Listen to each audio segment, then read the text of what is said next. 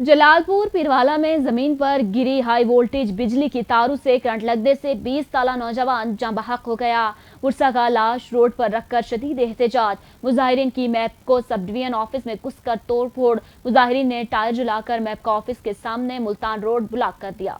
जलालपुर पीरावाला के चेक 83 में जमीन पर गिरी हुई हाई वोल्टेज बिजली की तारों से करंट लगने से 20 साला शहबाज नामी नौजवान जाबाक हो गया। वर्षा ने लाश रोड पर रखकर शदीद एहतजाज किया। मुजाहिरीन ने मैप्को सब डिवीजन ऑफिस में घुसकर तोड़फोड़ की, जबकि मुजाहिरीन ने टायर जलाकर मैप्को ऑफिस के सामने मुल्तान रोड ब्लॉक कर दी। मुजाहिरीन ने मैप्को अमला और STO को मुअत्तल करने का मुतालबा कर दिया। मुजाहिरीन का एहतजाज करते हुए कहना है कि चेक 83 में पिछले 15 दिन से बिजली का पोल जमीन पर गिरा हुआ था और 1100 kV की तारें जमीन के बिल्कुल करीब थीं। बार बार इतला देने और दरख्वास्तें देने के बावजूद भी मैप्को सब डिवीजन जलालपुर ऑफिस वालों ने ठीक नहीं किया।